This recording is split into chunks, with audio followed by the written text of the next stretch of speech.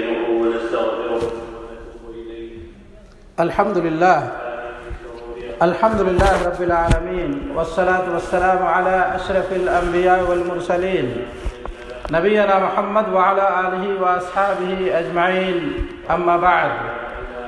معزز دینی و ملی بھائیوں، عزیز ساتھیوں، تمام تعریفیں اللہ رب العالمین کے لیے ہیں۔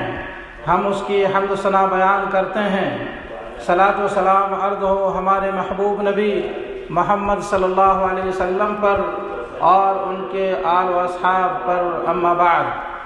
مسلمانوں، اللہ تعالیٰ سے ڈرو، اسے اپنے مراقبے میں رکھو اور اپنی آخرت کے لیے نیک توشہ جمع کرو۔ ارشاد باری تعالیٰ ہے، یا ایھا الذین آمنوا اتقوا اللہ وقولوا قولا سدیدا یصلح لکم اعمالکم ویغفر لکم ذنوبکم ومن یطع اللہ ورسولہ فقد فاز فوزا عظیما۔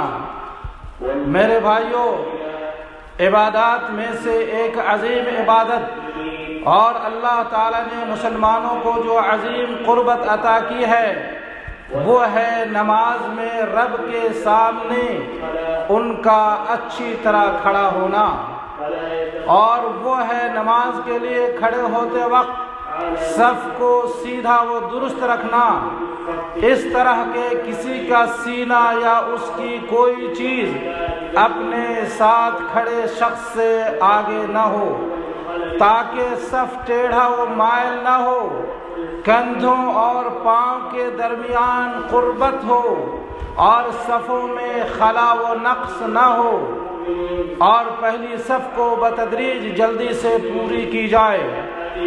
یہ مومنوں کی عظیم عبادتوں میں سے ایک عظیم عبادت ہے اور مسلمانوں کا شعار ہے۔ اس کی فضیلت میں اور اس کا حکم دینے اور اس کی مخالفت سے منع کرنے کے بارے میں بکثرت حدیث مروی ہیں۔ بخاری مسلم شریف کے حدیث، اللہ کے رسول صلی اللہ علیہ وسلم نے فرمایا، سووا صفوفکم فإن تسویۃ الصف من اقامۃ الصلاۃ، اپنی صفوں کو سیدھی کرو، بے شک صفوں کو سیدھا کرنا نماز قائم کرنے کا حصہ ہے۔ اور مسلم شریف کی روایت میں ہے، من تمام الصلاۃ، نماز کو مکمل کرنا ہے۔ اسی طرح مسلم شریف کی حدیث ہے، ابن مسعود رضی اللہ عنہ کہتے ہیں، اللہ کے رسول صلی اللہ علیہ وسلم نماز میں کھڑے ہوتے وقت ہمارے کندھوں کو پکڑتے اور فرماتے، استووا ولا تختلفوا فتختلف قلوبکم، سیدھے کھڑے رہو اور اختلاف نہ کرو ورنہ تمہارے دل متفرق اور مختلف ہو جائیں گے۔ ابن مسعود رضی اللہ عنہ نے کہا، آج تم بہت زیادہ متفرق ہو گئے ہو۔ اسی طرح بخاری مسلم شریف کی حدیث ہے، اللہ کے رسول صلی اللہ علیہ وسلم نے فرمایا، لَتُسَوُّنَّ صُفُوفَكُمْ أَوْ لَيُخَالِفُنَّ اللَّهُ بَيْنَ وُجُوهَكُمْ، تم اپنی صفوں کو سیدھے کرو ورنہ اللہ تعالیٰ تمہارے چہروں کے درمیان دوری کر دے گا۔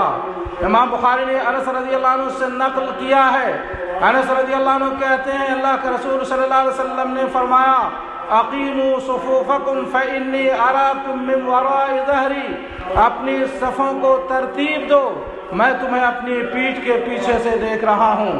انس رضی اللہ عنہ کہتے ہیں کہ ہم میں سے ہر ایک اپنے کندھے کو اپنے ساتھی کے کندھے سے اور اپنے پاؤں کو اس کے پاؤں سے ملاتے تھے۔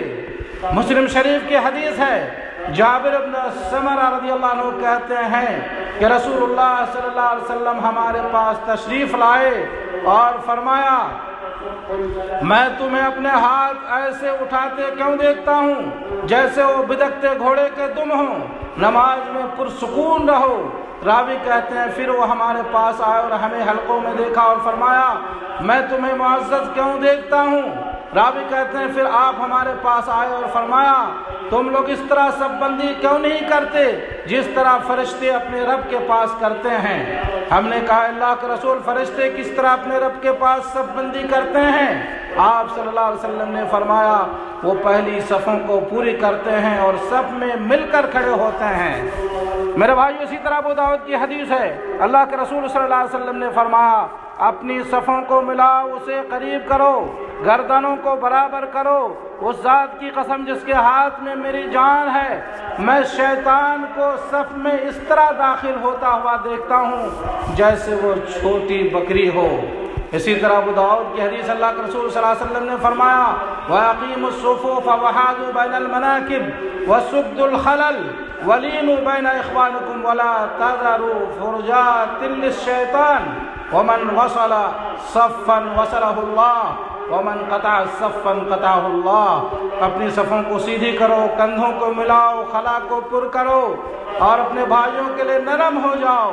یعنی اگر کوئی آدمی صف میں داخل ہونے کے لیے آئے تو ہر آدمی کو چاہیے کہ وہ اس کے لیے اپنے کندھے کو نرم کرے اور اس کے لیے جگہ بنائے یہاں تک کہ وہ اس میں داخل ہو جائے، اور شیطان کے لیے خلا مت چھوڑو، اور جو کوئی صف کو ملائے گا اللہ اس کو جوڑے گا، اور جو صف کو کاٹے گا اللہ اس سے کاٹے گا۔ اقول قولی هذا واستغفر الله لي ولكم ولسائر المسلمين من كل ذنب فاستغفروه انه هو الغفور الرحيم۔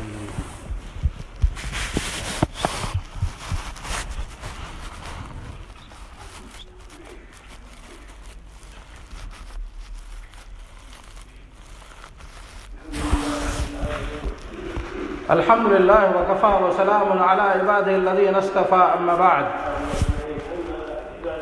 معزز دینی و ملی بھائیوں، صحابہ کرام رضوان اللہ علیہم اجمعین صفوں کے خلا کو پر کرنے، اس کو جوڑنے اور سیدھا کرنے میں پیش رہتے تھے۔ امام ترمذی نے عمر رضی اللہ عنہ سے روایت کی ہے کہ وہ صفیں قائم کرنے کے لوگوں کو مقرر کرتے تھے۔ کون؟ عمر فاروق رضی اللہ عنہ صفوں کو درست کرنے کے لیے لوگوں کو مقرر کرتے تھے، اور اس وقت تک تکبیر نہیں کہتے تھے جب تک کہ انہیں یہ نہ بتا دیا جاتا کہ صفیں سیدھی ہو گئی ہیں۔ حضرت علی رضی اللہ عنہ فرمایا کرتے تھے کہ یا فلان آگے بڑھو، یا فلان پیچھے ہٹو۔ حضرت نافع کہتے ہیں عمر رضی اللہ عنہ صفوں کو سیدھی کرنے کا حکم دیتے تھے، پھر جب وہ لوگ آ کر ان کو خبر دیتے کہ صفیں سیدھی ہو گئی ہیں تو تکبیر یعنی اللہ اکبر کہتے تھے۔ ابو سہیل بن مالک اپنے والد سے روایت کرتے ہیں، انہوں نے کہا کہ میں عثمان بن عفان رضی اللہ عنہ کے پاس تھا تو وہ نماز کھڑی ہو گئی، میں ان سے ضروری بات کر رہا تھا، وہ اپنے جوتے سے کنکری کو برابر کر رہے تھے، پھر ان کے پاس لوگ آئے جن کو صفیں سیدھی کرنے کے لیے مقرر کیا گیا تھا، انہوں نے بتایا کہ صفیں سیدھی کر دی گئی ہیں، پھر انہوں نے مجھ سے کہا کہ صف میں کھڑے ہو جاؤ، اور پھر عثمان رضی اللہ عنہ اللہ اکبر کہا۔ دوستو، ابن عبد البر رحمہ اللہ کہتے ہیں کہ جہاں تک نماز میں صفوں کو سیدھا کرنے کا تعلق ہے تو اس میں مختلف طریقے سے آثار پائے جاتے ہیں، اور وہ سب صحیح ہیں، نبی کریم صلی اللہ علیہ وسلم سے ثابت ہیں، اور خلفاء راشدین کا اس پر عمل رہا ہے، اس میں علماء کا اختلاف نہیں ہے۔ ابن رجب رحمہ اللہ کہتے ہیں حدیث میں آیا ہے کہ صفوں کو سیدھا کرنا اس کی اقامت میں سے ہے، پس اگر نماز میں صفیں سیدھی نہ کی جائیں تو اس کے قیام میں نقص رہ جائے گا۔ ابن القیم رحمہ اللہ کہتے ہیں کہ دلوں کا ملنا اور کلام کی ہم آہنگی شریعت کے عظیم مقاصد میں سے ہے، اور اسے ہر طرح سے روک دیا گیا ہے، یہاں تک کہ نماز کی صف بندی بھی۔ میرے بھائیوں، یہ اس عظیم عبادت کی عظیم فضیلت ہے جس نے اہل ایمان کے دلوں کو مسرور کیا کہ اللہ تعالیٰ نے انہیں اس کے ذریعے اپنے قرب کی توفیق دی۔ اللہ کے بندو، اپنی صفوں کو درست کرو، عیبوں کو دور کرو، مل جاؤ، سیدھے رہو، اختلاف نہ کرو، ورنہ تمہارے دلوں میں دوری ہو جائے گی۔ کورونا کی وجہ سے حکم دیا گیا تھا کہ فاصلے پہ کھڑے ہوں، ابھی حکم دیا گیا ہے سیم وہی جو نبی کریم صلی اللہ علیہ وسلم نے دیا ہے کہ صفیں بالکل مل کے کھڑے ہوں، ایک دوسرے سے کندھے ملا کے کھڑے ہوں، یہی نبی کریم صلی اللہ علیہ وسلم کا حکم ہے۔ اس لیے ہمیں اور آپ کو چاہیے کہ اس کا اہتمام کریں۔ یا اللہ، کلمات کس قدر عظیم ہیں، اور دل میں اس کا کس قدر اثر ہے، اور اس میں کتنی عبرتیں ہیں، اور اس میں سب سے اہم مسلمانوں کی طاقت و قوت اور وقار و اتحاد کا مظہر ہے۔ پس جس طرح مسلمان نماز میں صف بندی کرنے مضبوط عمارت کا مظہر پیش کرتے ہیں، اور ایک عمارت کی طرح آپس میں میل محبت کے ساتھ کندھے میں کندھا اور پیروں میں پیر ملا کر کھڑے ہوتے ہیں۔ یا اللہ اسی طرح ہر مسلمان کو اپنے بھائی کے ساتھ متحد و متفق ہونے کی توفیق عطا فرما، ایک دوسرے سے محبت عطا فرما، اور یا اللہ ہماری آپسی بغض و حسد اور اختلاف و جھگڑے کو ختم و دور فرما، ہم ایک دوسرے کو اپنا دینی بھائی اور اپنا مسلم بھائی سمجھنے کی توفیق عطا فرما، اور ایک دوسرے سے محبت کرنے اور اس کا ادب احترام کرنے کی توفیق عطا فرما۔ جس طرح نماز کی صف میں ایک دوسرے سے میل محبت کے ساتھ کھڑے ہوتے اسی طرح ایک دوسرے سے محبت ہمیں کرنا چاہیے۔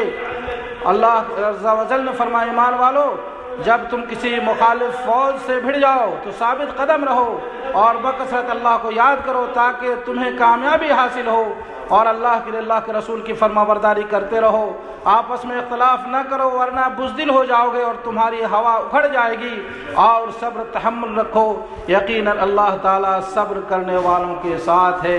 اللہ رب العالمین ہم سب کو صفوں میں میل محبت کے ساتھ کھڑے ہونے اور متحد ہو کر نماز پڑھنے کی توفیق عطا فرمائے، آمین یا رب العالمین۔ بھائیو آئیے اب ہم اپنے محبوب نبی محمد صلی اللہ علیہ وسلم پر درود و سلام پیش کریں۔ اللہم صلی وسلم علی نبینا محمد وعلی آلہ وصحبہ اجمعین۔ یا اللہ تو اپنے محبوب نبی محمد صلی اللہ علیہ وسلم پر درود و سلام نازل فرما، ان پر ان کے آل و اصحاب پر اپنی رحمتیں نازل فرما۔ یا اللہ ہمیں اپنے نبی کی محبت نصیب فرما۔ یا اللہ ظاہر و باطنی طور پر ان کی سنت پر عمل کرنے کی توفیق عطا فرما۔ یا اللہ ہم سب کو نمازی بنا، دیندار بنا، متقی پرہیزگار بنا۔ یا اللہ ہم سب کو ایک دوسرے کے ساتھ صفوں میں مل کر کھڑے ہونے اور تو اپنی عبادت کرنے کی توفیق عطا فرما۔ یا اللہ تو ہماری محبت کو جوڑ دے اور ہم سب کے درمیان تو محبت کو اجاگر فرما دے۔ یا اللہ ہمیں ہدایت و تقوی، عفت و پاک دامنی توفیق عطا فرما۔ یا اللہ تو ہمیں دین میں ثابت قدمی نصیب فرما، ہمارے ایمان و عقیدے کو مضبوط فرما۔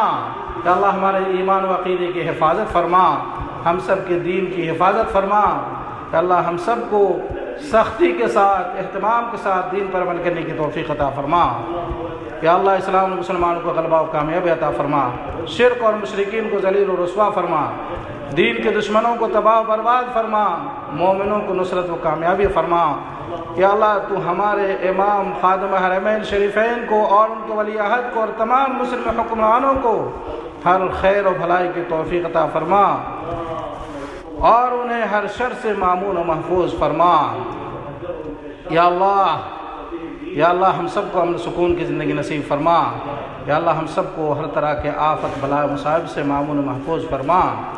یا اللہ ہم سب کو صحت و عافیت کی زندگی نصیب فرما۔ وصلی اللہ علیہ محمد وعلی آلہ وصحبہ اجمعین۔